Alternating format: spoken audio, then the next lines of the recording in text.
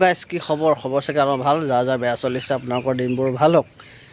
আজি মানে টপিকটো বেলেগ টপিকটো হৈছে আই বি এছ যিহেতু গোটেই অসমৰে প্ৰায় সংখ্যক ফাৰ্মতে IBS লাগি আছে। মানে যিহেতু বতৰটো অধিক ডাৱৰীয়া হৈ গ'ল, ডাৱৰীয়াৰ ফলত IBSটো বেছিকৈ লাগিছে। প্ৰায় ফাৰ্মতে মই IBSটো গম পাইছোঁ, শুনিছোঁ যিহেতু, নহয় জানো। IBSটো নহ'বৰ কাৰণে প্ৰথমতে কি পদক্ষেপ ল'ব, IBSটো নোহোৱাৰ আগতে ঠিক কৰিব লাগিব।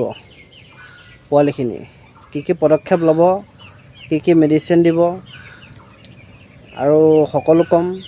ভিডিঅ' লাষ্টলৈকে চাই যাব। যদি চেনেলটো নতুন হৈছে ছাবস্ক্ৰাইব কৰিবলৈ নাপাহৰিব। কাষত থকা বেলটো দবাব যাতে প্ৰথমে মোৰ ভিডিঅ'বোৰ চাবলৈ পায়, আৰু শ্বেয়াৰ কৰিব যাতে সকলো বন্ধুবৰ্গই ভিডিঅ'টো পায় আৰু কিছু নজনা কথা জানিবলৈ পায়। তেনে ব'লক আজি ভিডিঅ'টো আৰম্ভ কৰি পেলাওঁ।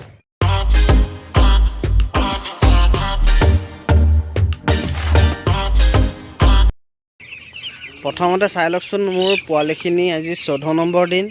14 নম্বৰ দিনত পোৱালিখিনি চাই লওক কেনেকুৱা হৈ আছে গ্ৰথটো।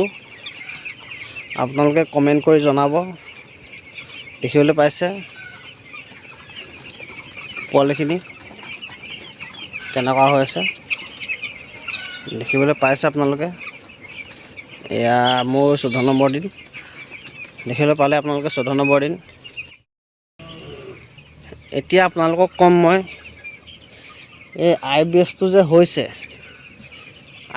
যে হৈছে কিহৰ পৰা হৈছে, নহয় জানো। মই ক'ম, আপোনালোকে কথাবোৰ ভালকৈ মন দি শুনি যাব। IBSটো যে হৈছে, এইটো এতিয়া বস্তুটো ভাইৰেল বেমাৰ। মানে অসমৰ প্ৰায় সংখ্যক ফাৰ্মতে এই ভাইৰাছটো হৈ আছে। আৰু বিশেষকৈ এই ভাইৰাছটো যিহেতু ইখন ফাৰ্মৰ সিখন ফাৰ্মলৈ দানাবোৰ অলৰেডি গাড়ীত লৈ আহে। সিখন ফাৰ্মৰ পৰা LSবোৰ আহে বা বেলেগ কোনোবা আহে। সেইবোৰ মন দিব লাগিব, চোৱা চিতা কৰিব লাগিব। যদি কাৰোবাৰ গাত বস্তুটো লাগিও আহে বা দানা পেকেটতো বস্তুটো লাগি আহে বা পোৱালিতে কিছুমান লাগি আহে, সেই বস্তুটো হৈ যায়। আৰু প্ৰায় মানে কি প্ৰায় সংখ্যক বৰষুণ দিয়ে আছে, বহুত অধিক ডাৱৰীয়া, প্ৰায় একমাহমান বৰষুণ কণ্টিনিউ দিলে, নহয় জানো। সেই বৰষুণ দিয়াৰ ফলত আপোনালোকৰ গোটেই ফাৰ্মখন জেকি গৈছে, মাটিবোৰ জেকি গৈছে, গোটেই চাৰিওফালে সেমেকি গৈছে, চবফালে পানী হৈছে, নহয় জানো। আৰু বস্তুটো আৰু এতিয়া বিশেষকৈ বতাহ বৰষুণটো বেছি মাৰি আছে। সেই সময়ত ভাইৰাছটো বেছি বিয়পি গৈছে। বিশেষকৈ আনৰ ফাৰ্মৰ ওচৰে পাঁজৰে থাকিলে সেই ভাইৰাছটো অধিক হৈ যায়। সেইটো কোনো ৰখাব নোৱাৰিব।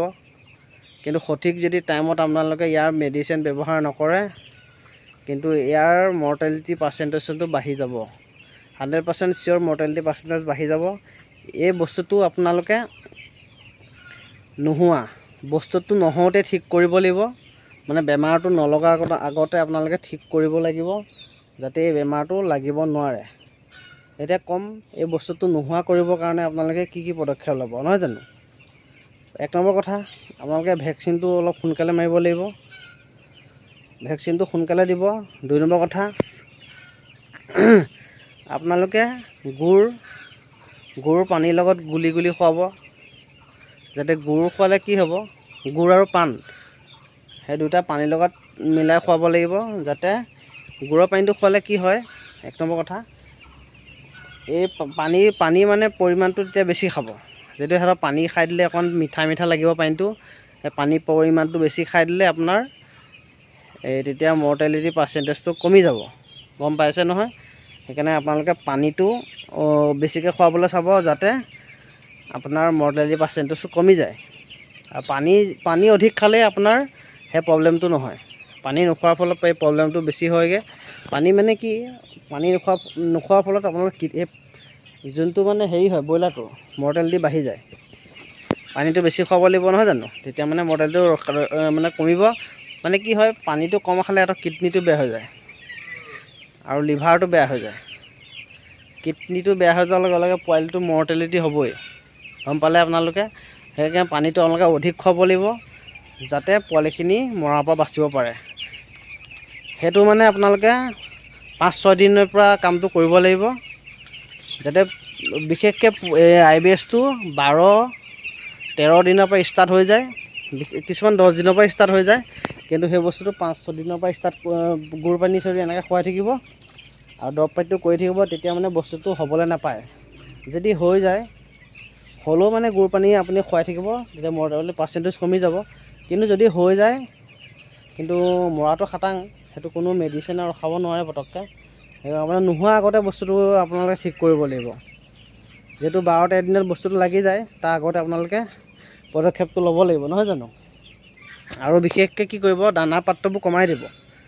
দানা পাত্ৰ এটা বডিঙত যদি 4টা দিয়ে, পানী বাচন 8টা দিব, বুজি পালে? দানা বাচন 4টা দিলে পানী বাচন 8টা দিব। মানে কি হয় প্ৰব্লেমটো, দানাটো খাই দিব আপোনালোকৰ। দানাটো খাই দিয়াৰ ফলত আপোনালোকৰ কষ্টিংটো বাঢ়ি যাব, এইফালে মৰ্টেলিটিটো বাঢ়ি যাব, এইফালে কষ্টিংটো বঢ়াৰ লগে লগে আপোনালোকৰ FCRটো বাঢ়ি যাবগৈ, আপোনালোকৰ বহুত লোকচানৰ সন্মুখীন হ'ব। সেইটোকে আপোনালোকে পানী পাত্ৰ বেছি লগাব, যাতে পানীটো অধিক খাব পাৰে। পানীটো অধিক খালে মৰ্টেলিটি পাৰ্চেণ্টেজ কমি যাব, যদি হৈ আছে। বস্তুটো গম পালে নহয়? পানী দামটো বেছি লগাব, পানী দাম অধিক লগাব, যাতে IBSটো মানে ৰক্ষা কৰিব পাৰে। মানে মেইন কথাটো সেইটোৱে আৰু, কথাটো বুজাই দিলোঁ, আপোনালোকে বুজি পালে চাগে। IBS ৰখাবলৈ হ'লে আপোনালোকে হেৰি কৰিব লাগিব, এইটো পানী পাত্ৰ বেছি লগাব, গুৰ ব্যৱহাৰ কৰিব, পাণ ব্যৱহাৰ কৰিব, আৰু দুপৰ টেঙা পাত সেইটো পিচি খুৱাব পাৰে, জুচ বনাই পানীৰ লগত গুলি খুৱাব, দুপৰ টেঙা পাত। এনে কিছুমান ফাৰ্মেচি এইটো কি মেডিচিনো আছে, ধৰি লওক, সেনেকুৱাবোৰ ইমান আমি ইউজ নকৰোঁ। বিশেষকৈ এইবোৰ দুপৰ টেঙা পাত, গুৰ হওক, পাণ হওক, এইবোৰ পিচি খুৱাই থাকিলে ৰিজাল্টটো ভালেই হ'ব। ৰিজাল্ট বুলি নহয়, পাৰ্চেণ্টেজটো কমি যাব, মৰ্টেলিটি পাৰ্চেণ্টেজটো কমি যাব এইকেইটা ব্যৱহাৰ কৰিলে। মানে মোৰো লাগি আছে নহয় জানো, মোৰো মানে বিশেষকৈ লাগি আছে। এতিয়া মই গুৰ আৰু আপোনাৰ হেৰি দি আছোঁ, কি কয় আপোনাৰ পাণ দি আছোঁ, তেতিয়া মৰ্টেলটো অকণ কমিছে। মানে এই দেখিবলৈ পাইছে, আজি 5টামান মৰিলে, বেছি নাই মৰা। সেইটোৱে কথাটো, মানে বস্তুটো দৰৱকেইটা যদি ভাল সময় দি থাকে, আপোনালোকৰ মৰ্টেলিটি পাৰ্চেণ্টেজটো কমি যাব। চাই কেনেকুৱা পালে জনাব, আৰু কিবা সুধিব লাগে কমেণ্ট কৰি ক'ব। তেন্তে ইয়াতে ভিডিঅ'টো সামৰিছোঁ, ধন্যবাদ, জয় অসম।